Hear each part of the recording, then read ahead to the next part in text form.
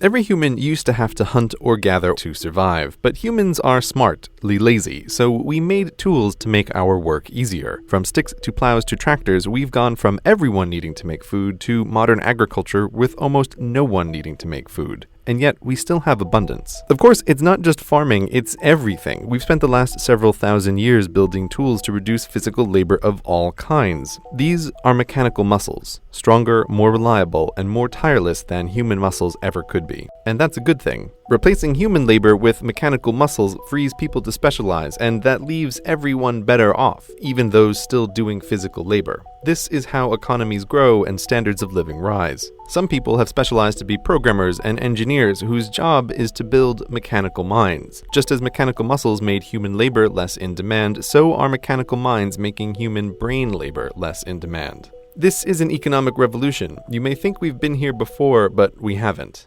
This time is different. When you think of automation, you probably think of this: giant, custom-built, expensive, efficient, but really dumb robots blind to the world and their own work. They were a scary kind of automation, but they haven't taken over the world because they're only cost-effective in narrow situations. But they're the old kind of automation. This is the new kind. Meet Baxter. Unlike these things, which require skilled operators and technicians and millions of dollars, Baxter has vision and can learn what you want him to do by watching you do it, and he costs less than the average annual salary of a human worker. Unlike his older brothers, he isn't pre-programmed for one specific job. He can do whatever work is within the reach of his arms. Baxter is what might be thought of as a general-purpose robot, and general purpose is a big deal. Think computers. They too started out as highly custom and highly expensive, but when cheap-ish general-purpose computers appeared, they quickly became vital to everything. A general-purpose computer can just as easily calculate change, or assign seats on an airplane, or play a game, or do anything just by swapping its software. And this huge demand for computers of all kinds is what makes them both more powerful and cheaper every year. Baxter today is the computer of the 1980s. He's not the apex, but the beginning. Even if Baxter is slow, his hourly cost is pennies worth of electricity, while his meat-based competition costs minimum wage.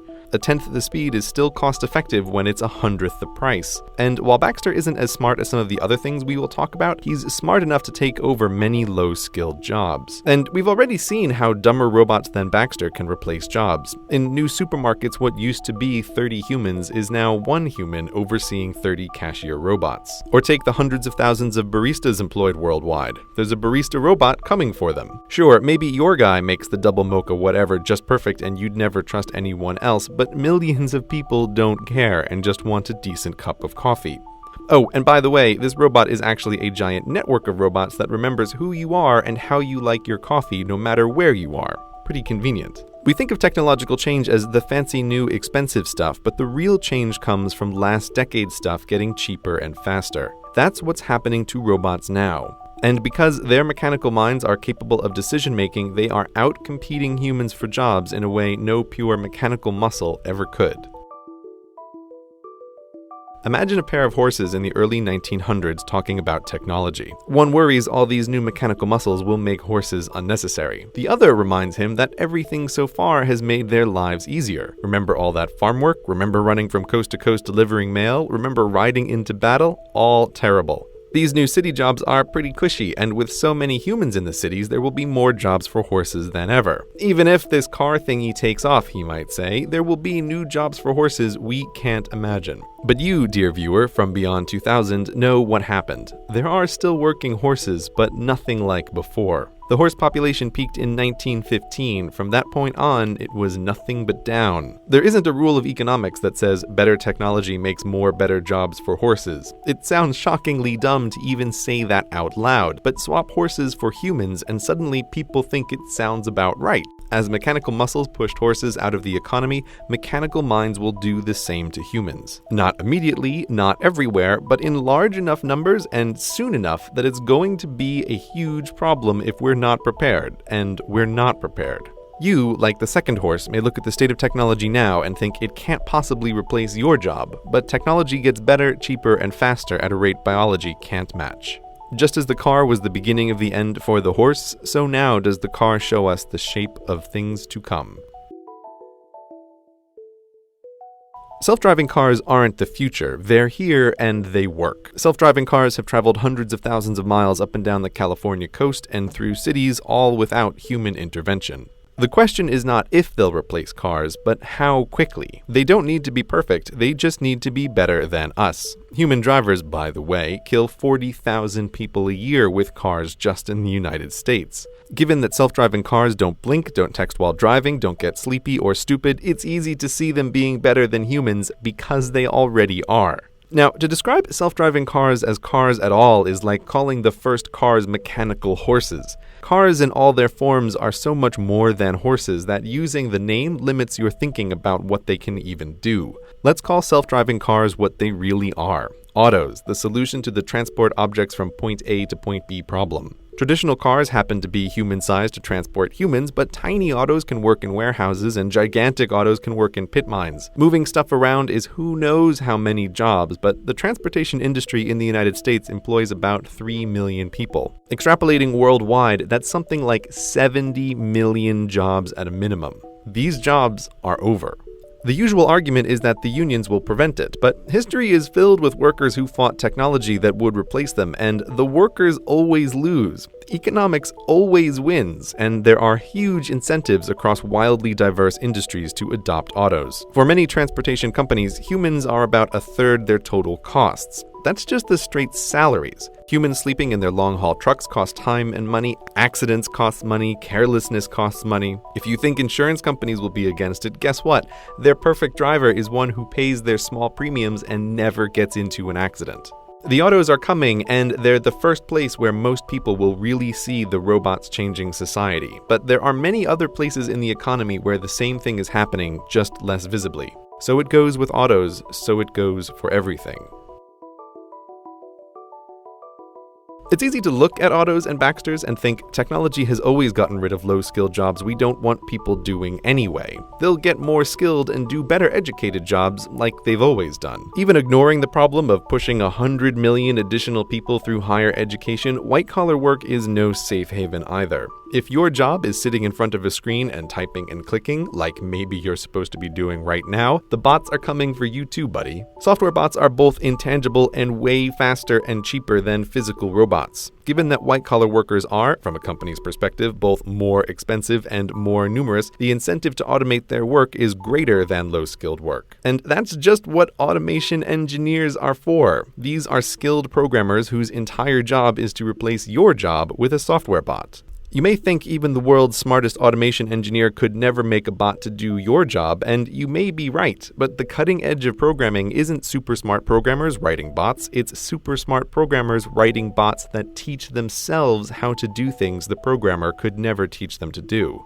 How that works is well beyond the scope of this video, but the bottom line is there are limited ways to show a bot a bunch of stuff to do, show the bot a bunch of correctly done stuff, and it can figure out how to do the job to be done. Even with just a goal and no knowledge of how to do it, the bots can still learn. Take the stock market, which in many ways is no longer a human endeavor. It's mostly bots that taught themselves to trade stocks, trading stocks with other bots that taught themselves. As a result, the floor of the New York Stock Exchange isn't filled with traders doing their day jobs anymore. It's largely a TV set. So bots have learned the market and bots have learned to write. If you've picked up a newspaper lately, you've probably already read a story written by a bot. There are companies that teach bots to write anything, sports stories, TPS reports, even say those quarterly reports that you write at work. Paperwork, decision-making, writing, a lot of human work falls into that category, and the demand for human mental labor in these areas is on the way down. But surely the professions are still safe from bots, yes?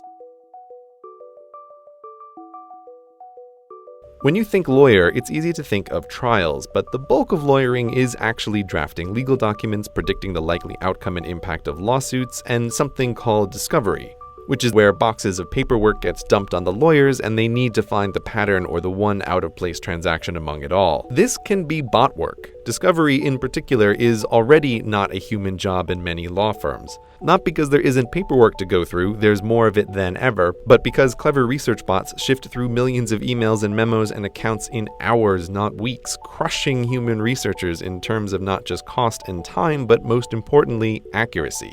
Bots don't get sleepy reading through a million emails. But that's the simple stuff. IBM has a bot named Watson. You may have seen him on TV destroy humans at Jeopardy, but that was just a fun side project for him. Watson's day job is to be the best doctor in the world, to understand what people say in their own words and give back accurate diagnoses. He's already doing that at Sloan Kettering, giving guidance on lung cancer treatments. Just as autos don't need to be perfect, they just need to make fewer mistakes than humans, the same goes for doctor bots. Human doctors are by no means perfect. The frequency and severity of misdiagnoses are terrifying, and human doctors are severely limited in dealing with a human's complicated medical history. Understanding every drug and every drug's interaction with every other drug is beyond the scope of human knowability, especially when there are research robots whose whole job it is to test thousands of new drugs at a time. And human doctors can only improve through their own experiences. Doctor bots can learn from the experience of every doctor bot, can read the latest in medical research and keep track of everything that happens to all their patients worldwide and make correlations that would be impossible to find otherwise. Not all doctors will go away, but when the doctor bots are comparable to humans and they're only as far away as your phone, the need for general doctors will be less. So professionals, white-collar workers, and low-skill workers all have things to worry about from automation. But perhaps you are unfazed because you're a special creative snowflake. Well, guess what? You're not that special. Creativity may feel like magic, but it isn't. The brain is a complicated machine, perhaps the most complicated machine in the whole universe, but that hasn't stopped us from trying to simulate it. There is this notion that just as mechanical muscles allowed us to move into thinking jobs, that mechanical minds will allow us to move into creative work. But even if we assume the human mind is magically creative, it's not, but just for the sake of argument, artistic creativity isn't what the majority of jobs depend on. The number of writers and poets and directors and actors and artists who actually make a living doing their work is a tiny, tiny portion of the labor force. And given that these are professions dependent on popularity, they'll always be a very small portion of the population. There can't be such a thing as a poem and painting-based economy. Oh, by the way, this music in the background that you're listening to, it was written by a bot. Her name is Emily Howell, and she can write an infinite amount of new music all day for free. And people can't tell the difference between her and human composers when put to a blind test. Talking about artificial creativity gets weird fast. What does that even mean? But nonetheless, it's a developing field. People used to think that playing chess was a uniquely creative human skill that machines could never do, right up until the point they beat the best of us. And so it will go for all human talents. Right, this may have been a lot to take in, and you might want to reject it. It's easy to be cynical of the endless and idiotic predictions of futures that never are. So that's why it's important to emphasize again that this stuff isn't science fiction. The robots are here right now. There is a terrifying amount of working automation in labs and warehouses around the world. We have been through economic revolutions before, but the robot revolution is different.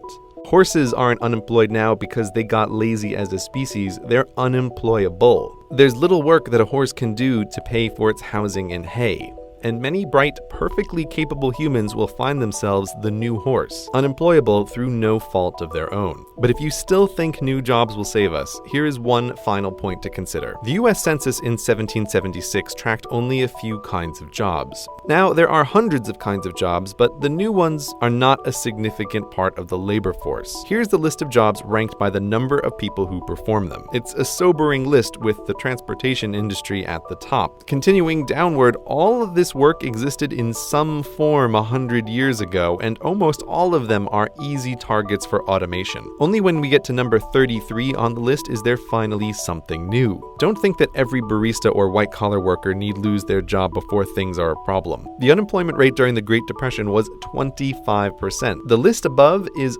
45% of the workforce. Just what we've talked about today, the stuff that already works, can push us over that number pretty soon. And given that even in our modern technological wonderland, new kinds of work aren't a significant portion of the economy, this is a big problem. This video isn't about how automation is bad, rather that automation is inevitable. It's a tool to produce abundance for little effort. We need to start thinking now about what to do when large sections of the population are unemployable through no fault of their own. What to do in a future where, for most jobs, humans need not apply.